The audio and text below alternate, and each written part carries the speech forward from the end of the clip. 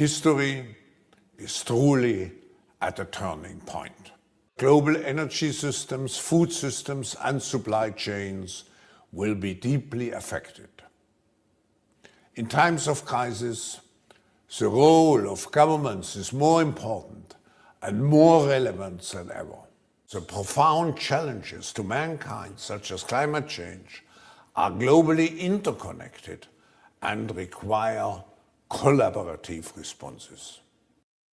Yeah. Bye-bye, Klaus. It's over. It was all not to be. The infamous Klaus Schwab has immediately and permanently stepped down from the World Economic Forum. We're going to see precisely what's going on here, why he's stepping down now, and why this really does signal the end of the WEF as we know it. Come on in, gang, one and all. Great to see you all for our live stream Monday night. As we always do on Monday nights, we're going to move our lively discussion of all things culture and politics over to our exclusive censorship-free virtual platform. So if you want to join us over there for some sweet fellowship and awesome scholarly discussion, just scan that QR code on the screen that you see there, or just click on the link in the description below. For a very small, very modest monthly fee, you can have access to all of our exclusive Q&As, our exclusive content, our exclusive conversations and meetups, and you get access to all of our exclusive offers. So click that link in the description below, or just scan that QR code on the screen there to become a member of the Courageous Patriots Club, where thousands of us gather each and every week to restore the pillars of faith, family, and freedom as we usher in a new conservative age. We will head on over there in mere moments. But first, gang, seriously, how could this week possibly get any better? I love this tweet. The Pope dies, and and God bless him. I don't wish any harm on anybody, but obviously this means the end to a very divisive and liberal papacy. So the Pope dies. Klaus Schwab resigns from the WEF. Trump is president. Churches were full. I hope you guys saw my video on that, first video this morning, on the astonishing religious revival that's happening all over the world. Churches were full this Easter. All of this happened a day after hundreds of thousands converted to Catholicism. The energy is shifting. God is back in the mainstream. Nature is healing. Trump himself had a very interesting post. I don't know if you saw this, right? Right after it was announced that Pope Francis had died and that Klaus Schwab had stepped down, Trump tweeted out, "The world will not be destroyed by those who do evil, but rather by those who watch them without doing anything to stop them."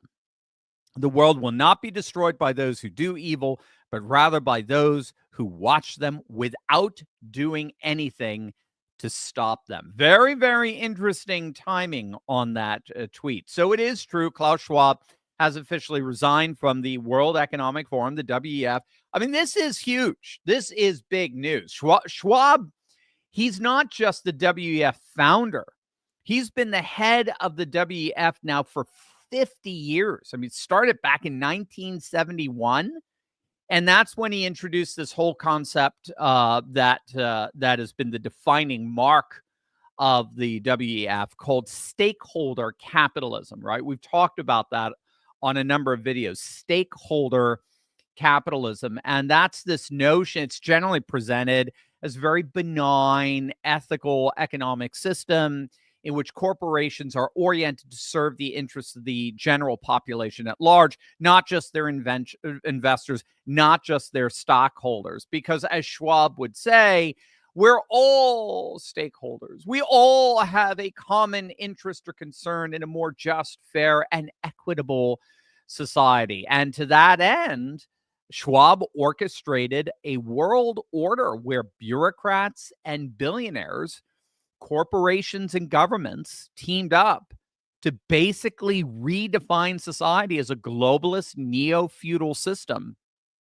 where billionaires and bureaucrats owned basically everything, and the vast majority of the global population would, in effect, be serfs who own nothing, but somehow we would all be happy. At least that's what they promised. And the key justification for this among the WEF is their mythology of a radically apocalyptic environmentalism. Again, we've talked about that before, but that's all part of the package of the WEF. The WEF operates with an extreme apocalypticism where they actually believe that your consumption choices and your political choices have the capacity to destroy the planet as we know it.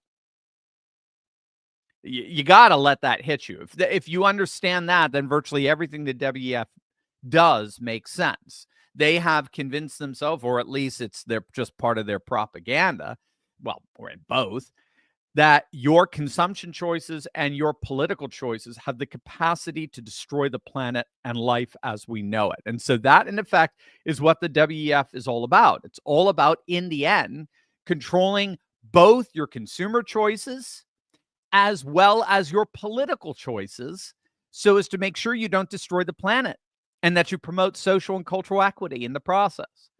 And ultimately, they know that the only way that they can do that, the only way they can pull that off, is by destroying national sovereignty. National sovereignty and personal sovereignty, but most particularly national sovereignty. That was their principal aim, because they saw national sovereignty as the major impediment, the major obstacle that stood in the way of their one-size-fits-all technocratic control, which they believe is necessary to save the planet. And then bring in wokeness somehow, some way. It just seems like wokeness just got caught up on that train. And again, your sovereignty, both personal and national, your private ownership, your independence, your free speech, these were all considered obstacles and impediments to their globalist vision for the world, and therefore legitimate objects of suppression. But I got to be honest, I mean, those days are over. And even the legacy media is admitting it. Even the New York Times has been admitting that that world, the globalist world that the WEF uses as its network to implement this neo-feudalized society, that world has indeed completely shattered. It has imploded. Some months back, the Times ran a piece admitting that the days of the WEF are indeed coming to an end. And this is just simply because the world is changing. Again, even the New York Times recognizes the world is changing, and it's changing in ways that are simply unsustainable for the WEF. It's changing in ways that threaten to bring an end to the very existence of the WEF itself. The WEF, according to the Times, is losing totally its global relevance. It's losing its influence. It's losing its power to direct and dictate political and economic life around the world. And this is largely because more and more populations are deliberately turning away from globalism and globalist structures and goals, and are instead re-embracing nationalism, populism, and traditionalism as mechanisms of resistance against globalization and its anti-cultural processes. So this is the new, we like to call this, or it's being increasingly called, the new common sense consensus, right? It's increasingly replacing the environmentalism and the green initiatives and the Paris Accords and all the woke human rights that were the centerpieces of the WEF's globalist vision that they sought deliberately to impose on the world's populations. And as even the New York Times is admitting, that collective centerpiece is really now officially dead. And so it is no coincidence that Klaus Schwab is done. The timing of this is literally perfect. It's no coincidence that Schwab is stepping down right now in the shadow of Trump's massive victory. If Kamala had won, Schwab would still be in power. Make no mistake about it. The WEF would be, if anything, ratcheting up their efforts to reconfigure the world around their own globalist, apocalyptic, environmentalist vision. Instead, now in the shadow of Trump's massive victory and Trump's intention to reconfigure the entire world order around the civilizationalism of great power politics, which is even now effectively destroying whatever remains of the globalist system that the WEF helped to build. That's it. Schwab's done. Now, of course, we'll have to keep an eye on what the WEF does from here, no question. But at this point, I don't think it matters. I really don't. Everything that the WEF planned to impose upon the world's population is being completely thwarted as we speak, precisely because of you. Precisely because the people have risen up against their own respective globalist political class, a political class that is entirely in the pockets of the WEF, and the people are actively taking their countries and their national and economic sovereignty back. Now, this is precisely what even the New York Times was warning the WEF about months ago. Even the editors of the Times were recognizing a massive worldwide populist revolt on the horizon, with a new civilizationalist world rising in its wake. And now, to the utter shock in all the demons in Davos, that new civilizationalist world has dawned. Their world is officially over. Ours has just begun. Over to you guys, over to you. Let's take this to our own exclusive virtual platform. Mike, our producer, will give us some instructions of what to do next. I might even have a couple of questions to answer, right? Yeah, we're gonna just like we do every Monday night. We're gonna have some questions on our VIP live stream, but we do want to give all our viewers a taste of what that VIP live stream is like, what our Insiders Club, or as we call it, the Courageous Patriots Club, our Turley Troublemakers, so many different names that we've come up with over the years. But the bottom line is you get a lot of questions to ask Dr. Steve, and he answers as many as we can get to, as much time as we have for. So if you were thinking about putting a super chat in the YouTube or Rumble, chat and trying to ask a question, save your money. Just subscribe to our Courageous Patriots Club, where you can ask as many questions as you'd like. We have the QR code that I will throw up on the screen right here for our uncensored Q&A every Monday night, and then also Friday mornings you get to ask questions. But Monday nights we do go to a VIP live stream where it's completely uncensored, and we can talk about literally anything you want to talk about. We do have a call-in section as well, which is for all our viewers. So if you want to leave a voicemail for Dr. Steve, you can leave your name and where you're from, and we will try to get as many of those through our Thursday and our Tuesday, Thursday live shows. So why don't we hear one of our callers, who happens to be one of our loyal question troublemakers, as we say. So let's hear from. He'll tell you who he is, but I think we'll all recognize him. Dr. Steve, it's Rock Dog. I hope you and your family had a blessed Easter. I have a question about the passing of Pope Francis. I know his papacy was marked with a lot of issues, since he's far left progressive when it came to immigration and the hoax of climate change and everything else.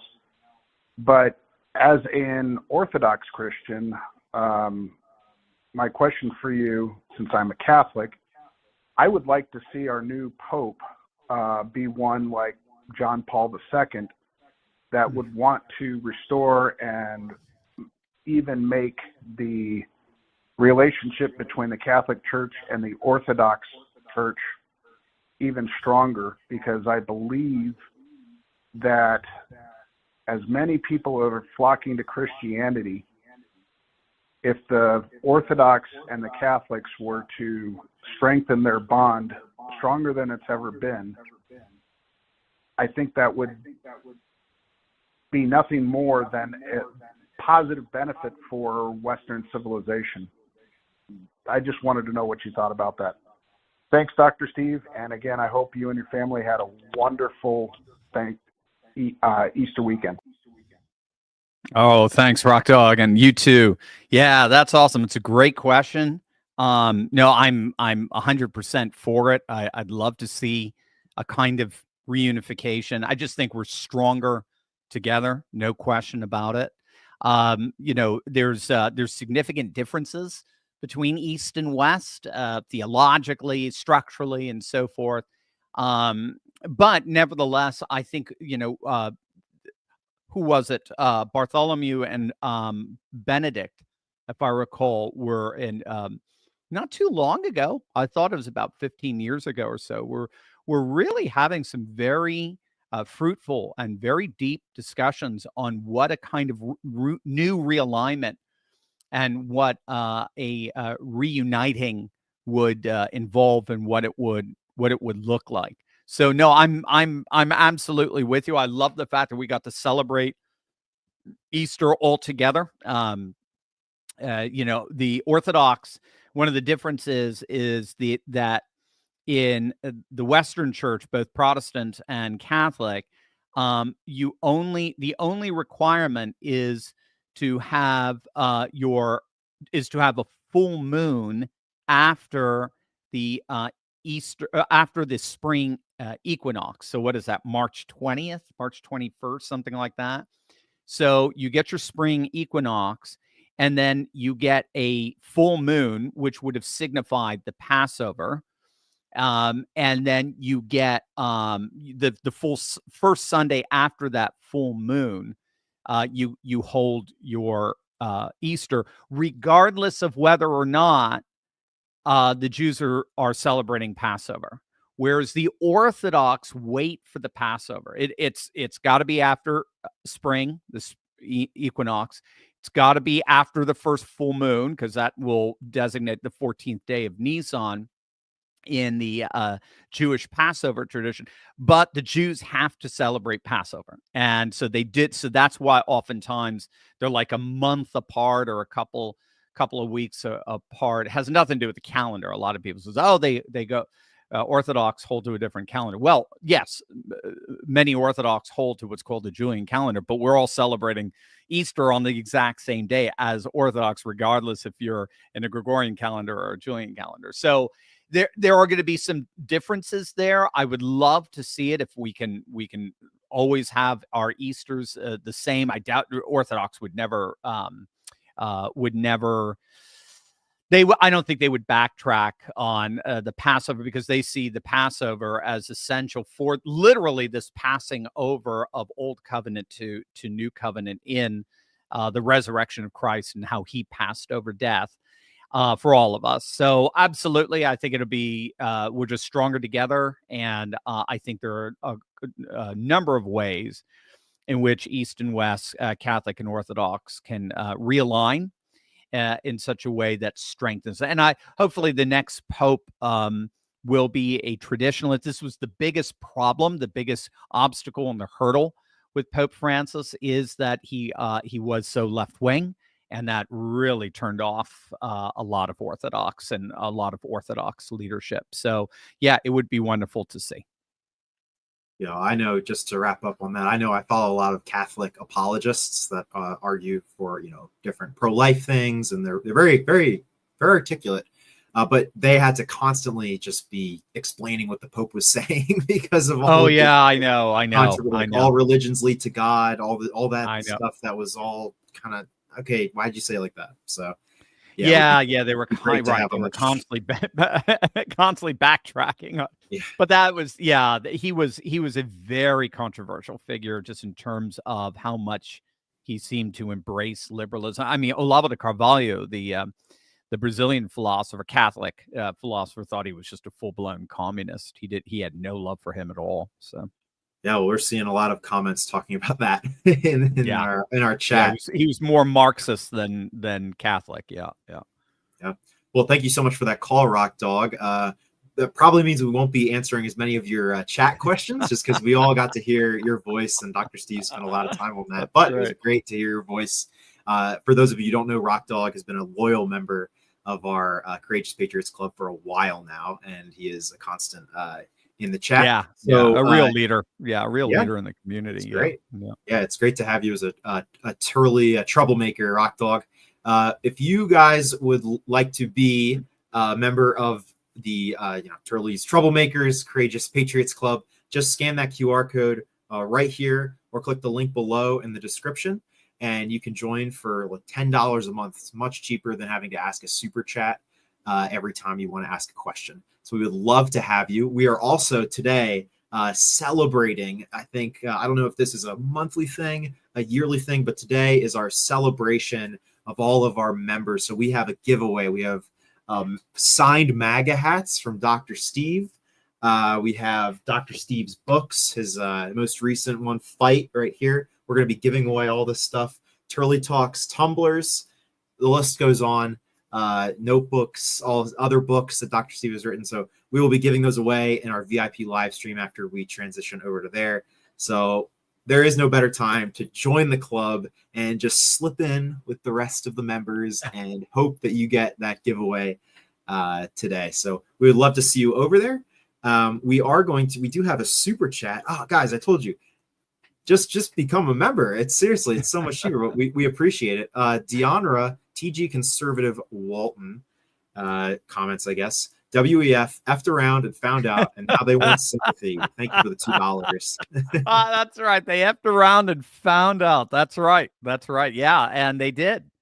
They did. There was a tremendous arrogance coming from Davos. Obviously, it's a private gathering, and they basically had the audacity to frame themselves as inevitable. Globalism was inevitable. Liberalism was inevitable, and we're going to take over. And there's nothing that your silly, tiny little populist movements can do to stop it. Well, now it looks like we are inevitable. Awesome. Thank you for the $2, Deanna. Deanna, if you would like to spend just $8 more, you could ask as many questions as you'd like every single week on Mondays and Fridays. That's 8 Q&As a month. We would love for you to become a member and have a chance at some of these giveaways that we're about to do very shortly. So without further ado, we are going to transition over to our private VIP live stream where we'll join all our members for some giveaways and answering as many questions as we can. So we will see you over there, and we will do that transition in about 30 seconds. Come on in, gang. You'll love it.